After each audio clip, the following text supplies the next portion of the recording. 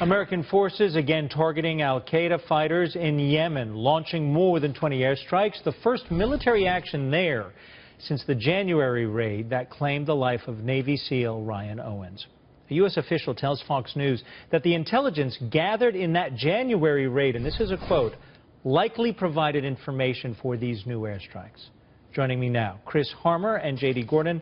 Chris Harmer is a retired Navy commander and is with the Institute for the Study of War. Let me get right to this issue.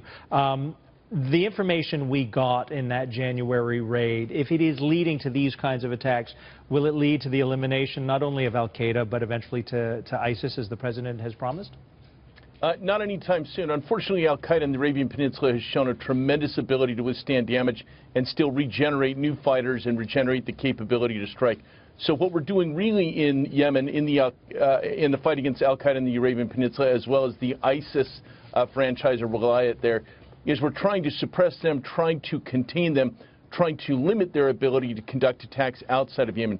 Given the fact that Yemen is a failed state, that there is no functional or coherent government, I just don't see any possibility that we're going to, quote-unquote, destroy al-Qaeda in the Arabian Peninsula. I think there's a decent chance we can contain al-Qaeda in the Arabian Peninsula and limit the future growth of ISIS in Yemen. But as far as defeating them outright, that's just not going to happen anytime soon. J.D., let me switch gears about something, because it's not on everybody's radar screen, but perhaps it should be. It's North Korea. Kim Jong-un, the glorious leader, as they unfortunately have to call him, is purging people within his own dictatorship in his circle. He's killing people, perhaps his stepbrother, and now also people close to him. It seems like an incredibly unstable situation, and we saw the report in the Wall Street Journal that the White House has contemplated perhaps preemptive military strikes before North Korea can test an intercontinental ballistic. Should we be nervous that that will be the flare in the next few months that could lead to a really disastrous confrontation militarily?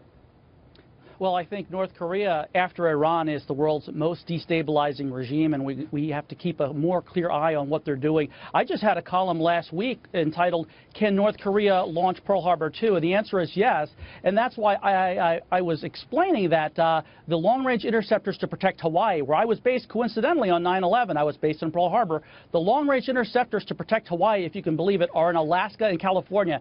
We need to protect Hawaii with missiles there. We actually have arranged the Pacific Missile Range Facility on Kauai Island in Hawaii that has the test facility for an Aegis Ashore facility. We have to make that operational, just like we have operational site right now in Romania and a new operational site coming online in Poland. Chris, we have an obligation to protect the United States, but don't we also have an obligation to protect South Korea? And how do you protect our country as well as the South Koreans from a madman with nuclear weapons?